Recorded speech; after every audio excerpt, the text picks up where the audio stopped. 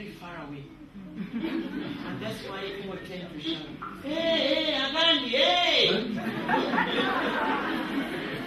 It's like, they know the person is miles away, so they see the voice has to carry that far. I think it's what it is ended with. A phone conversation is private. I personally, I don't know if there is anything about the phone that irritates me more than having to listen to people's conversations.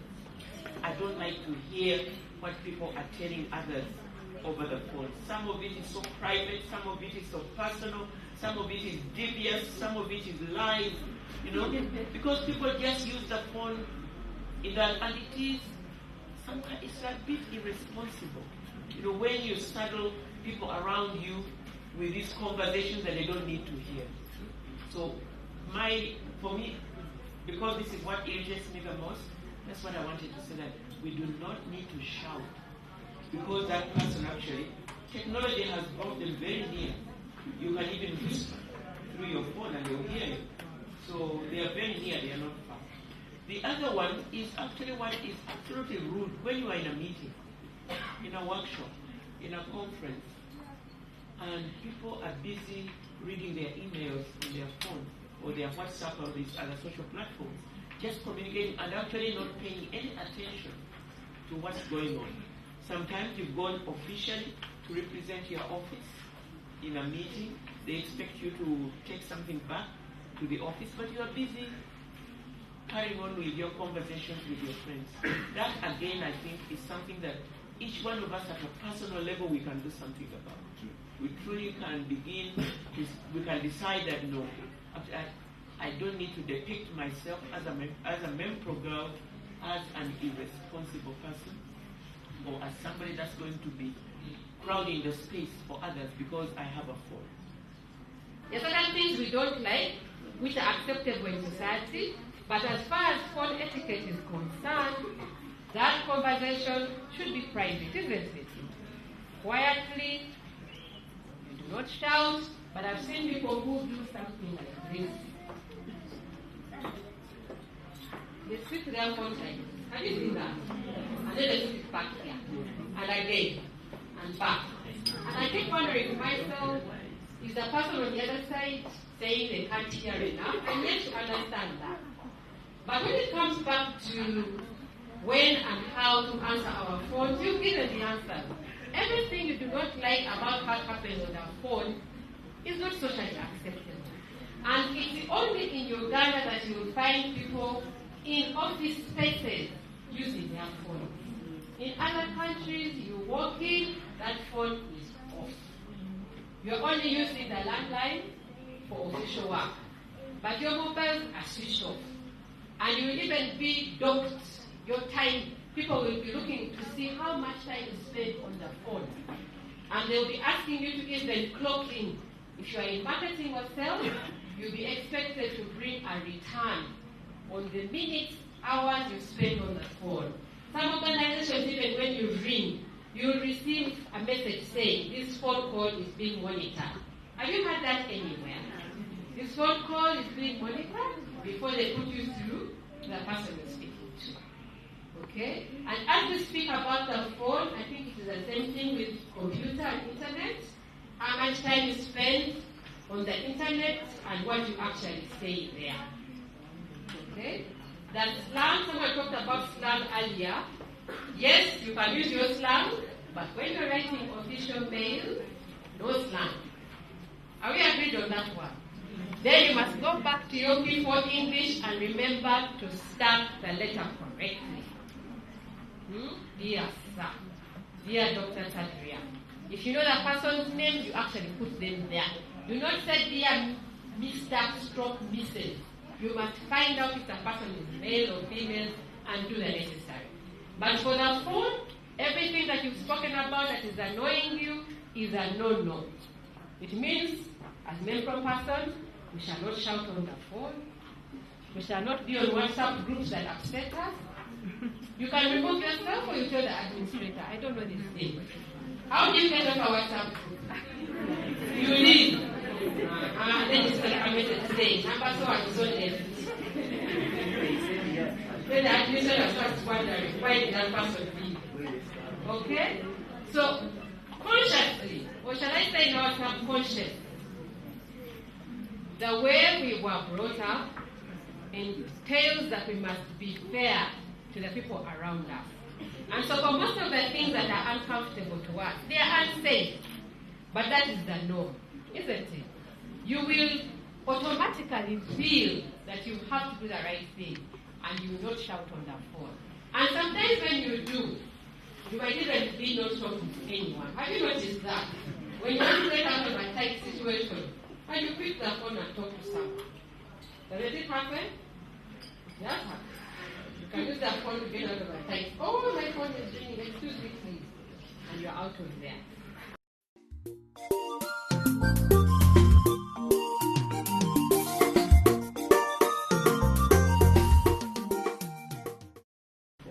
Somebody asked, what should we wear for when? For what occasion? I think there are special occasions, and many times when they invite you, they'll give you an idea of how to dress. So when they say smart casual, what do they mean? What is casual? An event and company, and our boss is free. You put on anything you want. But like on Monday, she always tells us, don't put a lot of makeup, because okay, the field we are in, you have to show yourself, especially when you're in you have to pitch something. You have to go and meet so many men and so many things. So she tells us, one thing you should have to do, you have to put on something below the knee. She tells you, look at yourself. Like for me, she always tells me, you always look nice in dresses. So look at dresses, get dresses, not shouting colors. There are some people who put on pink, pink is a bit. You put on yellow, you put on a lot of makeup, lipstick is too much, the eyebrows are really too much, the hair is too much. Put on, do some hairstyle that is really nice on a Monday. Tuesday, you can put on something which is still kind of very nice, a very nice dress. Maybe on Friday and Thursday, you can, especially Fridays, you can put on your jeans, put on a t-shirt and really look nice. So I think that too much makeup that girls put on is really... Okay. Monday to Thursday, either dressed formally. Sometimes I wear suits, but very decent. Then Friday we have dress down Friday, and that's where I come out jeans. But only on Friday. But Monday to Thursday, formal wear. When I was growing up, we didn't wear jeans. What is it about the windows there? Somebody tell me. Yes. Maybe some jeans are too tight for office work. Maybe say from Monday to Thursday, as she says.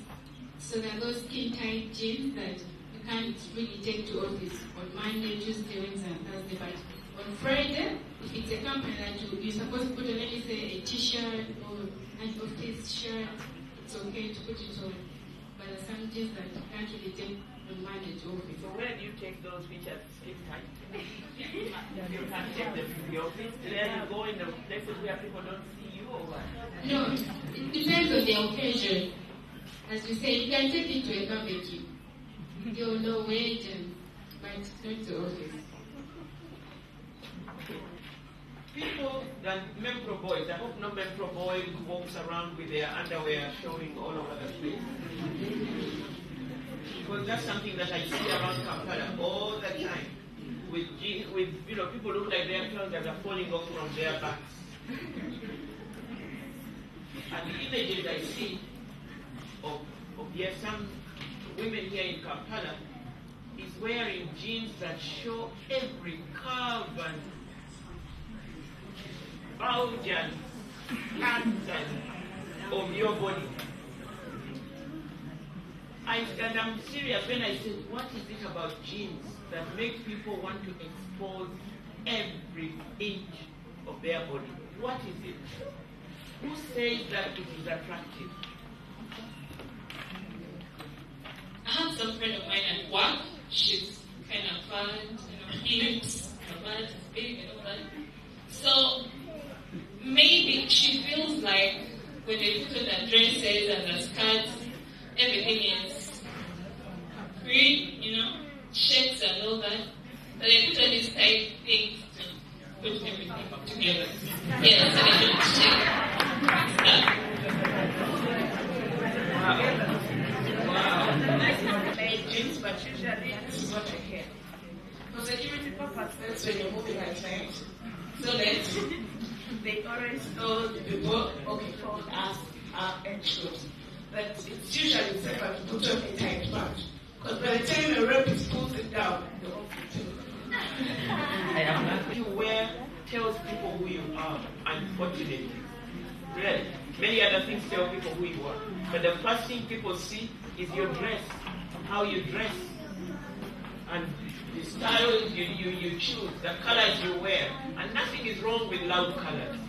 All colors of the rainbow are beautiful colors. And I think some people, they look nice, some people, others look nice in different colors. But I think what you wear, if it's a dress, how it fits your body, how it exposes you. When you wear something that leaves nothing here, like who was it that had to inform the colleague, or yes, she told us that yes, your dress is nice, but maybe it could be longer. And when you don't leave anything for people to even to imagine what is there, or when you just show off everything, what is there, what is left? That is personal and private. A very big clap for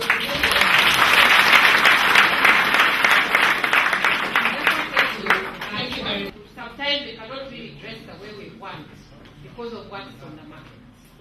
I tried buying trousers one time, and all the trousers were low slang. That's what they call. They were all low slang trousers. You could not find a trouser which had a waistline in the ordinary waist. Like everything available was down there, including skirts. Actually, even with suits, you find trousers which are down there and also skirts. So, Madam Elizabeth, if you have an issue shopping, you will find that you will not find the clothes you really want because our space is really limited. And there are shops you go to and they have trousers that are made of a material. They look like jeans, but they're really tight. I don't know what to call them. They have a name. No, not like jeggings, I mean. Anyhow, just to conclude, we will dress appropriately, and we know by the time we are in this room, I'm talking about it in terms of age, we know what to wear when. Most of us have been to schools that have strict guidelines on what is acceptable and what is not. And then when you get to university, the schools that we go to also have a dress code. Isn't it? You find engineers, doctors, lawyers, you're all told what is expected, as well as teachers. Teachers mostly, because they have to be in front of us all the time. When Elizabeth was talking about color, in law school we were told to wear 3 colors. I don't know whether it has changed. We were allowed to wear blue, navy blue, black, and maybe brown. And your shirt, it has to be white. However, when you go to court and you're wearing that robe, you can actually wear anything under there. The only challenge is if you go into what we call chambers, where the judge says, okay, let's meet in my office, and you have to take off that robe. We were told by one judge at one time that if you're wearing colors that are loud, court will not see you. The judge will not allow you to speak. That's what we're told in law school. But you find lawyers wearing all kinds of colors. If it's court, then they wear those colors just in case I can't wear my robe. And the judge has to look at me. I should not have my client's case dismissed because court cannot see me. It's just an expression. Now, about engineers. If you're climbing poles, etc., trousers, isn't it? Doctors also wear other things in there and hide under that gown. Isn't it? Yes. So we'll dress appropriately in ways that will not hurt others, and that ties in very well with the issue of personal space.